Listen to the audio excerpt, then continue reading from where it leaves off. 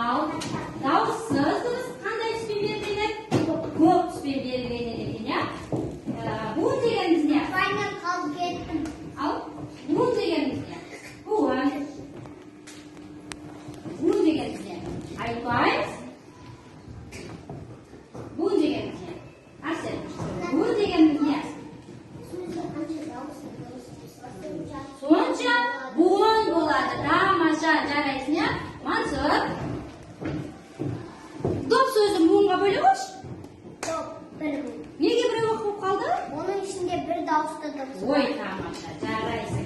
Ал енді балалар, біз кеше сендермен қандай әріп өттік ең соңғы рет? Жарайсыңдар балалар, иә? Ал енді е дыбысын үйге оқуға берген болатын, иә? Барлығымыз дайындалып келдік па? Дайындалып келсек балалар, бүгін біз сендермен үй жұмысына көңілді тамшылар деген әдіспен оқуымызды оқимыз, иә? Қазір балалар, жаңбыр жауып тұрады, келіп бір-бір тамшыны ұстап қаласыңдар, жарай ма? Қолдарына ұстаған тамшыны оқисыңдар. Ал, келе қойыңдар. Арсен, келе өздерің келіңдерші. Мен балалар айналдырып, жауғызып тұрамын. Сендер тоқтаған кезде ұстап қаласыңдар. Ал, ұстап қалыңдар. Ал, жетпей қалған балалар отырамыз. Жетпей қалған балалар отыра қойыңдар. Кім келеді? Тоқтайдыңдар. Тоқтайдыңдар балалар. Бір-біреулер отырамыз. Жетпей қалса отырамыз, иә? Қаңыз балалар, тоқтай тұрыңдар. Амина, балалар тұра тұрамыз. Қандай сөз шықты? Қандай сөз шықты? Жарайсың Гүлбибі. Амина, қандай сөз шықты? Ой, тамаша, отыра ғой. Қандай? Ерлан, жарайсың, тамаша. Қандай? Тамаша. Жарайсың, тамаша. Қандай? Жарайсың, отыра ғой. Қандай? Езу. Қандай сөз шықты? Тамаша. Ау? Сен отыра ғой. Қандай сөз шықты? Жоқ, дұрыстап оқимыз. Ерлан, дұрыс, тамаша. Қандай сөз шықты? Ет, жарайсың. Қайтып келмейміз балалар. Бір-ақ рет оқимыз. Оқи қойшы. Қандай сөз шықты? Ені. Емен, отыра ғой, тамаша. Қандай?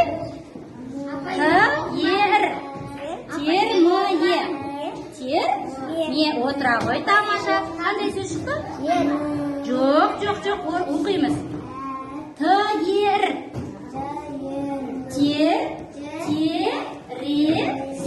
Отыра ғой. Оқысайын біреу. Қандай сөз шықты? Отыра ғой, жарайсың. Қандай сөз шықты? Ел, отыра ғой, қандай сөз шықты сене? Ені. Есен, жарайсыңдар балалар. Өте тамаша дайындалып келсіңдер, отыра қойыңдар.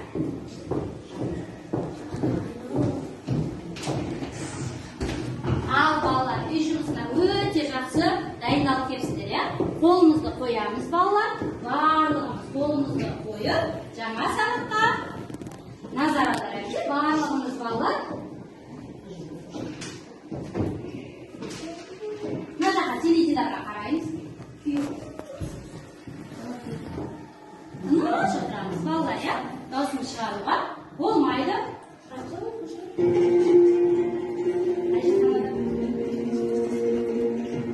Балалар, қолымызды қоямыз, даусымызды шығармаймыз, иә? Сабақта шуылдауға болмайды.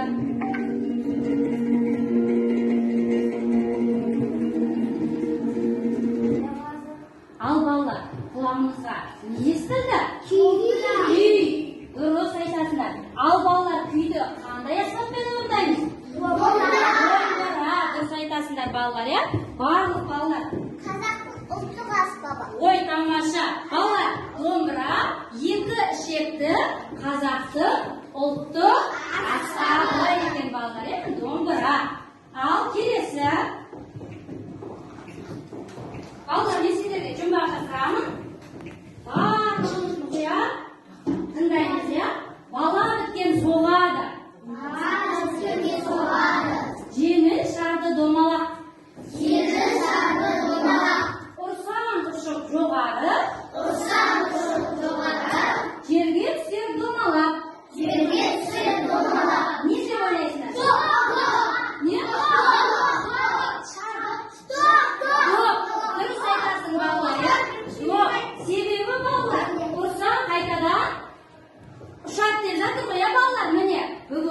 сендер тапқан жұмбақтың шешуі до екен, иә? Ал күйді немен орындайды болды? Домбырамен. Сонда балалар, домбыра сөзін айтқан кезде, доп сөзін айтқан кезде, құлақтарыма ең бірінші қандай дыбыс естіледі? Да. Бәріміз бірге айтайықшы? Да. Тағы да қайталайық. Да. Балалар қайталайық. Тағы да бір рет қайталайық. Да. Енді өздері балалар қараңдаршы. Да дыбысын айтқан кезде кедергіге ұшырады ма жоқ? Ешқандай кедергіге ұшыраған жоқ. Кедергіге ұшырады. Арсен. Дұрыс айтасың. Олай болса балалар, бүгінгі д дыбысы қандай дыбыс екен? Дауысты ма, дауыссыз ба? Дауыссыз дыбыс қалай айтылады? Қысқа айтылады, иә? Айтқан кезде кедергіге тиіп қалады екен. Олай болса балалар, бүгінгі д әрпі қай үйге апарып орналастырамыз? Көк үйге. Қандай түспен белгіленеді? Көк түспен белгіленеді екен. Олай болса, өзінің үйіне апарып орналастырамыз балалар. Ал енді балалар д дыбысынан басталатын өздері бір сөз ойлап табыңдаршы. Домбыра айтып қойдық.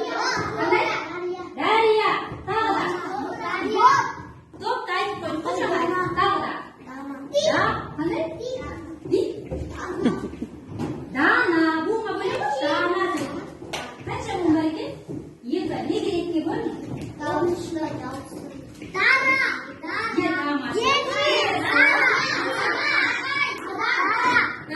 қандай? Дара. Д дыбысы. Балалар шулдамаймыз. Д дыбысы сөздің басында естіле ма, ортасында ма, аяғында ма? Да? Рақ. Басында ма, аяғында ма? Ең басында естіріп тұр екен, иә? Жарайсыңдар балалар. Ал енді қолымызды қойып буынға бөлеміз. Қанша буын бар екен? Жарайсың. Ау? Не ол да? Дәрі. Ал дельфин, тамаша. Дала, жарайсыңдар. Енді қолымызды қойып балалар, д әрпін жазуды үйренеміз балалар. Қолымызды қойып аламыз бірінші. Арсен, сен қазір қолымызды қоя қоямыз. Ал енді бүгін д әрпін жазуды үйренеміз. Д әрпін жазуды үйренейік. Д-ның бас әрпі үш элементтен тұрады. Көлбеу сызы, бау және доға сызықтан. Үлкен жолдың ортасынан сәлсімен қаламыңды қой. Төмен қарай көлбеу түзу сызамыз. Ол астыңғы сызыққа жеткен соң, солға қарай бұрып, сәл сызық түсіп, жайлап оңға бұрып, көлбеу сызықты қия өтіп, астыңғы сызыққа тигізген соң, оңға бұра, жоғары қарай доға сызықты, бастапқы нүктеден асыра, солға қарай иеміз. Д-ның кіші әрпі екі элементтен тұрады. Дөңгелектен, көлбеу сызық, баудан. Жазу жолының үстіңгі сызығынан сәл төмен қаламыңды қой. Оңнан солға қарай, үстіңгі және астыңғы сызыққа тигізе, жолды толтырып дөңгелек жасаймыз. Оған жанастыра, жоғарғы сызықтан төмен қарай үлкен сызықтың ортасына дейін көлбеу сызық, солға қарай бұра доға жасаймыз да, оңға қарай созып, көлбеу сызықпен жол сызығында қиыстырамыз. Ал балалар, енді қолымызбен кәне ауада жазып қолымызды үйретіп аламыз, иә? Бірінші көлбеу сызық сызамыз, бау салып, оңға қарай көтереміз. Ал енді кішкентайына қолымызды ауада үйретеміз.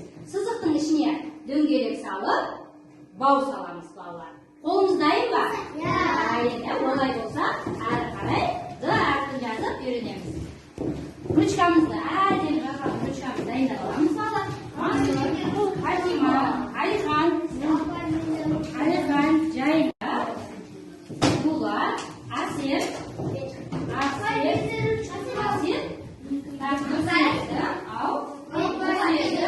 Ерсұлтан, Мейрамбек. Ал балалар, бастаймыз. Астына дәптерімізді қоямыз. Қолымызды үйретіп аламыз балалар, иә? Барлық, бола қойды.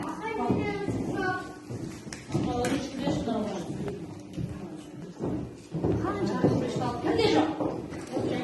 Ең басы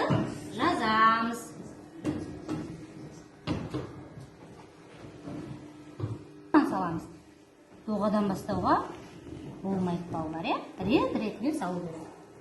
Далада. Ауыл. Ауылда. Тамаша балалар. Ал енді ары қарай осы бағандағы сөздерді табан іздері арқылы оқып көрейікші. Табан іздерімен мына жақпен жүріп оқимыз. Егер оқысаңдар жүресіңдер, оқымасаңдар сол жерде тұрып қаласыңдар, иә? Кімнен бастаймыз? Мен. Кел. Кесек. Кел ғой. Ағаш шетте тұрамыз. Қалғанымыз балалар тып-тыныш отырамыз. Ал бірінші мына аяқтан бастаймыз. Оқимыз.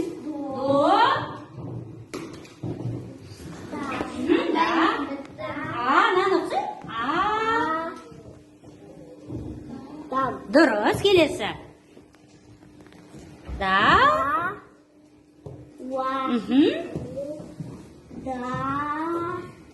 Дұрыс. Тамаша, келесі. Дала.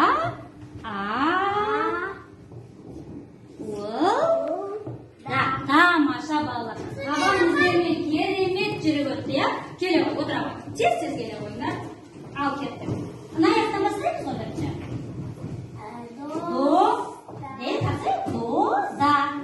Да ғой? Да. Келесі, мынаны оқимыз. Дұрыс. Дұрыс. Дұрыс, тез оқимыз. Дұрыс, дауысын қатты шығар бірақ.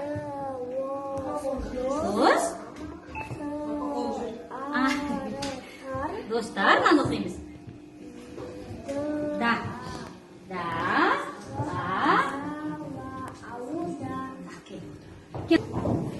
Бірінші мына аяқтан бастаймыз. Дұрыс, қатты шығар. Мына аяқ. Дұрыс. Дұрыс.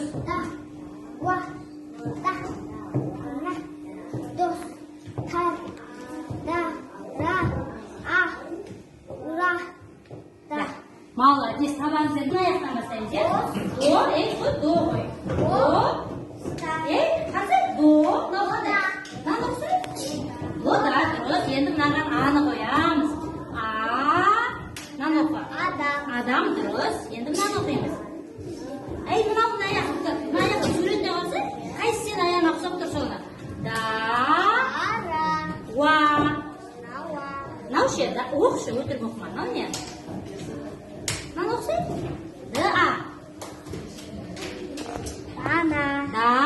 Дұрыс, енді мынаны оқы. Мынау не?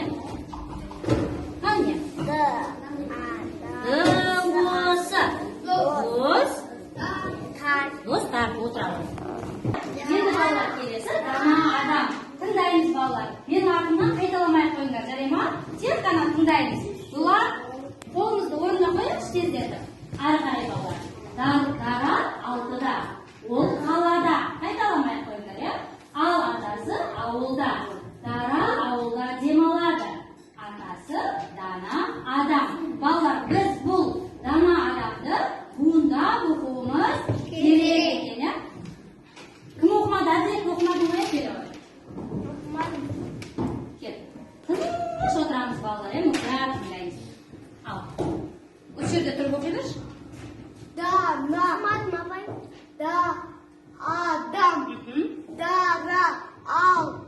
Дара алтыда, ол қалада.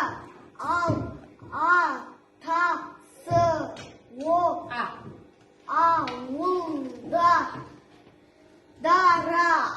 ауылда.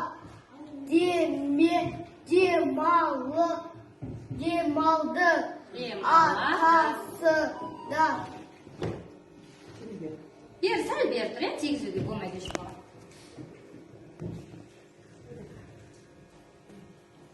Ең астан оқи бер. Атасы дана адам. Тамаша. Адам дара алтыда, ол қалада. Ал атасы ауылда. Дара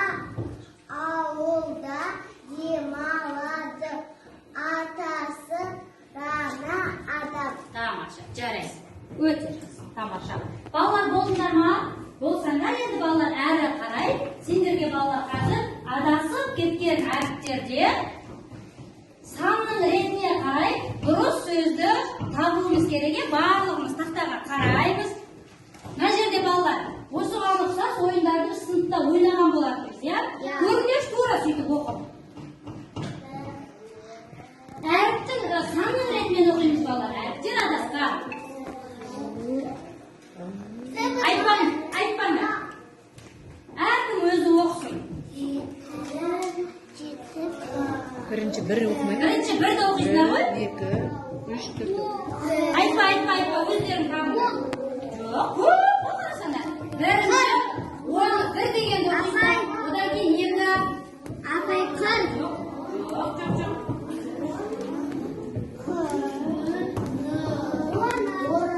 Жоқ, сәл жақындап жатсың, оқи бер. Ой, қалай болады? Көп оқырсыңдар.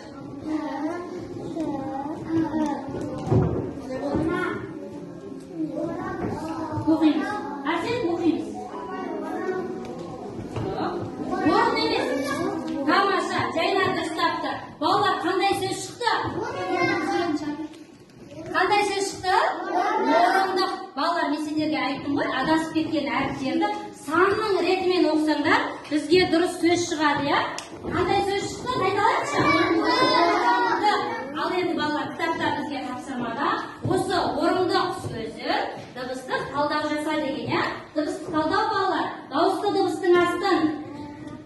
Дауысты дыбыс болса, қызымен, дауыссыз дыбыс болса, көкпен қоямыз, иә? Ал тақтаға келе қойыңдаршы балалар.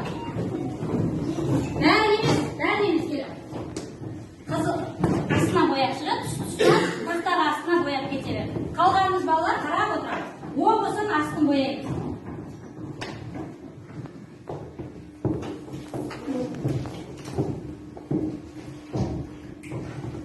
Отыр. Алихан, сабақ болып жатыр, иә? Тұруға болмайды. Отыр. Бірақ қала шығады.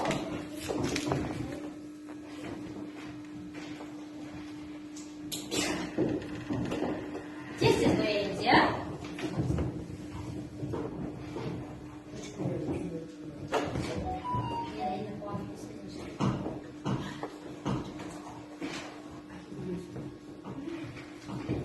Келесі ең соңында бізде Қ.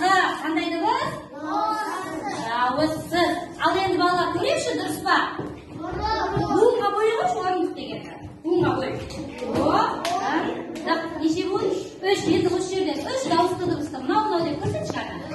1, дұрыс, 2, тамаша. Жарайсың. 3 буын бар екен балалар. Болыңдар ма? Ал, кел.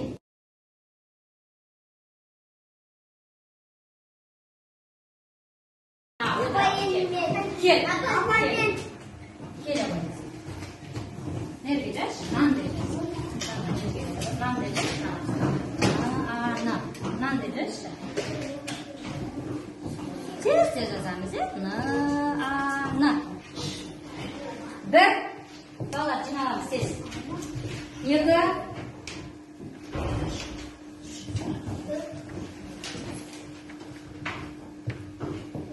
Dürüst, tamamşa. Bol. Sergazı. Ne de prostırasın? Құрастыр. Бірінші қайсысы? Бірінші Қа, одан кейін Да. Жүгір, жабыстырамыз.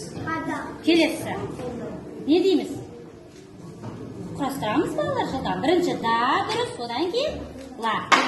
Дұрыс. Бірінші қайсысы? Бірінші қайсысы?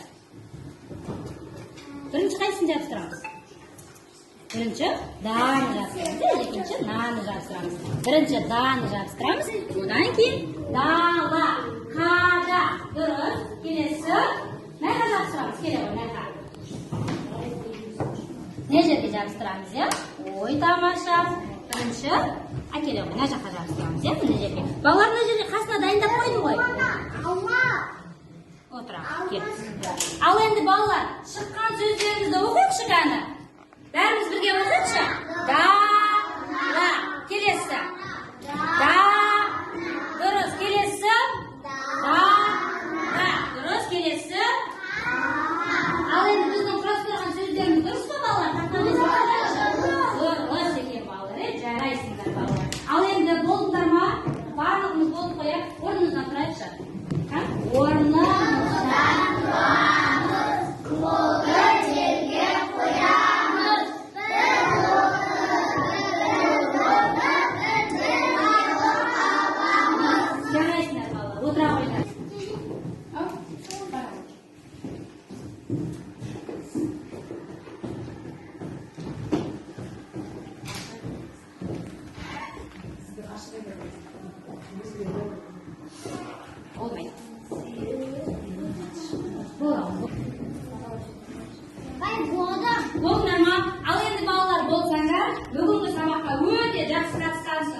Нұрбегіге 5, Жайнаға 5, Хатимаға 5, бүгінгі сабаққа жақсы қатысқаны үшін, иә?